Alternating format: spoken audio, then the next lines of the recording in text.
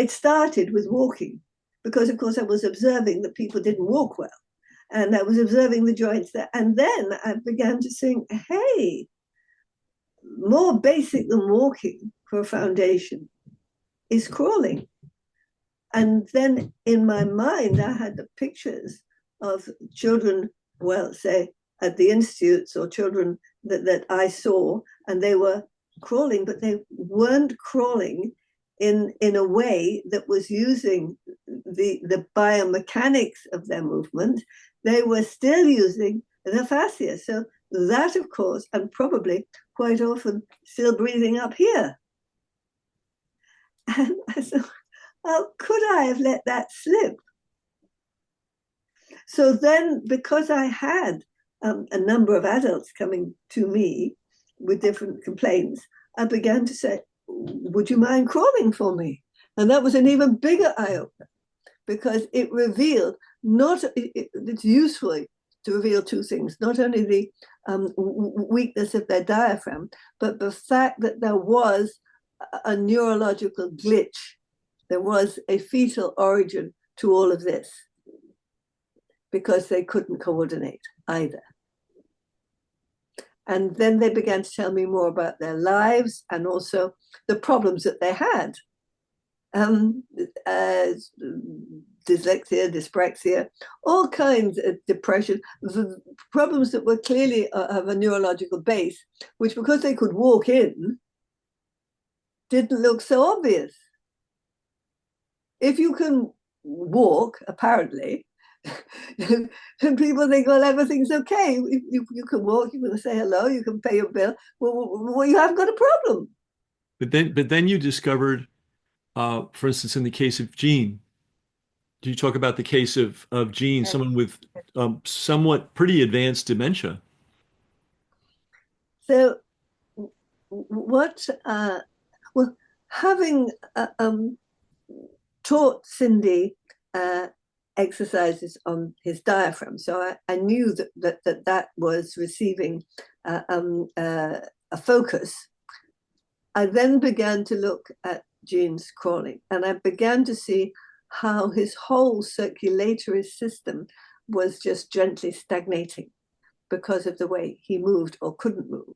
Again, he was like somebody who was in a onesie suit. He couldn't separate his extremities at all, and he didn't really know how to identify them to crawl.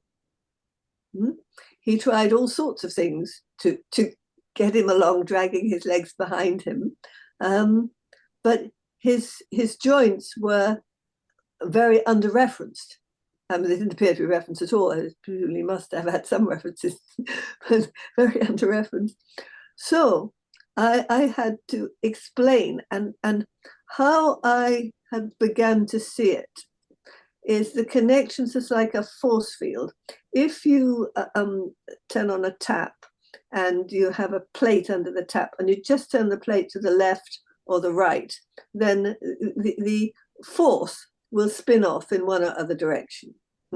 So as I was trying all this on my own body, it was very evident to me that if I tried to crawl like Jean was crawling, not only was it very uncomfortable and very difficult to crawl like that, but clearly what was happening was the information wasn't connected. And I had read somewhere a long time ago, one of the books on motor psychology that I read, that the biomechanics of movement was governed by force. And I began to think about the way in which force allows a balance of information. Even if you're putting one brick on top of another, what's happening when the force of the weight of the brick is too low, so then the brick will fall. So what was happening was his extremities and their connection to his body were was very poor. He was sending signals off in all directions, or there was one big connection up in which you dragged everything along, but he really didn't know what he was doing. And as a reflection of this, if you can imagine the huge network of blood vessels and trying to pump the blood up from his big toe to his brain, well, that must have been declining and declining and declining. This couldn't be done efficiently anymore. So if you wanted to restore whatever was going on in his brain, you had to get the pumping system back up. Mm-hmm. And alongside that, you need to get information back up. So blood was going down to his big toe and kind of stagnating there, and by which I mean that the oxygen was removed, but it couldn't go back efficiently. And I assumed, visual assumption, that the valves and the sphincter muscles, which would be pushing the blood down and back, were now weak and less effective. So had to turn all that round to give information that was connected.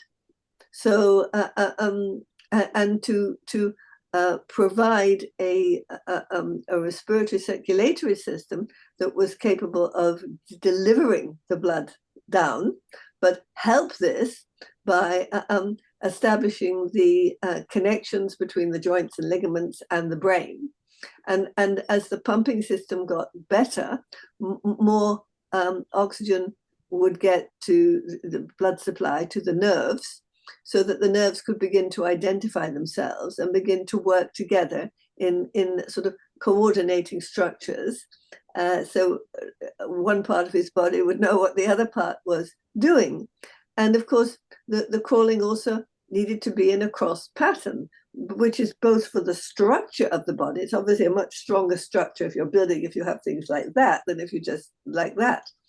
But at the same time, that's relaying the connections between the two hemispheres of the brain, and the ability to coordinate and to get leverage forward is infinitely better if you do it across your body, which is what the baby discovers just for fun and interest. And it's a much more pleasant movement. And then you're trying to get leverage everywhere. And in the end, you get leverage from your toes, which your baby you've been playing with, and they sort of come alive. I mean, we have these things called toes, but we don't normally use them. Once they've been put into shoes or squashed into shoes, poor things, imprisoned. And in a way, the body does talk to itself. I mean, the amount of calculation that every organ has to make is quite remarkable, but it can't make it in isolation from the others. So we have to have some kind of a democracy here, or if you like, or is it a socialist state? I don't know. But anyway, the body needs information connection throughout.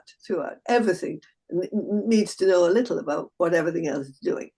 And this is what had declined so much for Gene.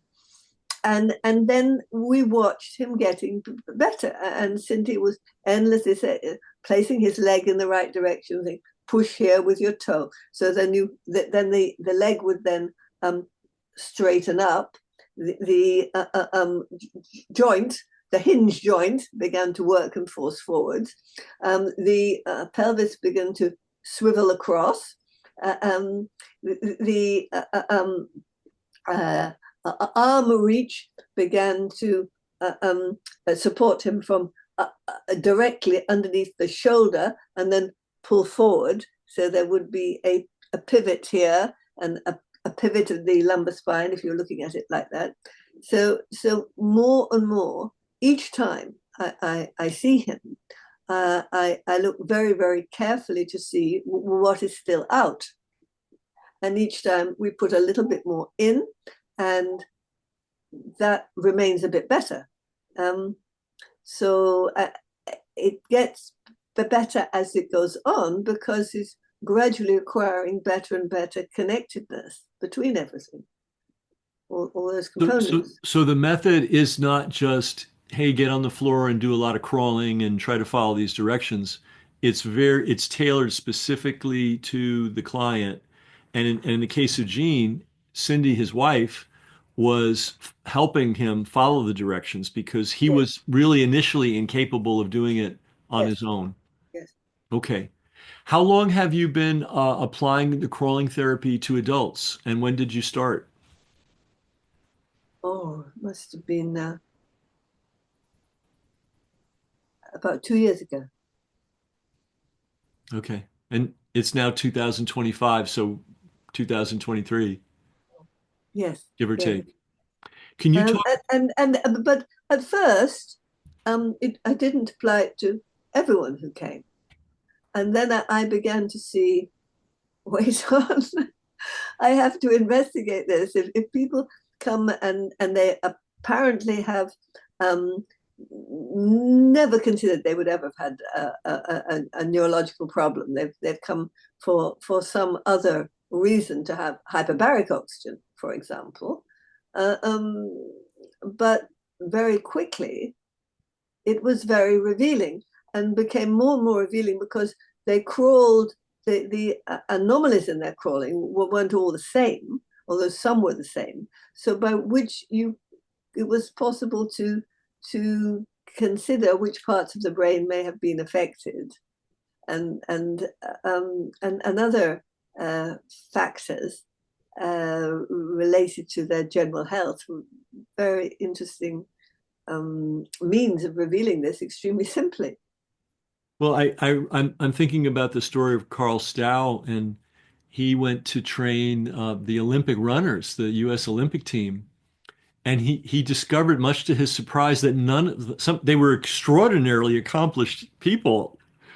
He said none of them were breathing close to their potential. They all had strange Yes, yes, quirks. yes, yes, And I think you're finding the same thing. Everybody thinks, oh, crawling is easy. There's nothing to it. But when you actually get on the floor, when someone's actually on the floor and attempting it, it reveals to you through your studied eye, oh, this person actually, even though they can walk around, maybe they can manage a bank, right? Maybe they can write 15 books. Maybe they can play a concerto on the bassoon, but they actually have a neurological deficiency that reveals itself when they get on the floor and attempt to crawl. yes, yes. And that is the reason why they have the problem with the diaphragm development. So once they've done that, because I may speculate, well, I can see you have a problem with your breathing, but you don't know anything about your birth. Crawl, and I'll tell you something about your birth, your fetus.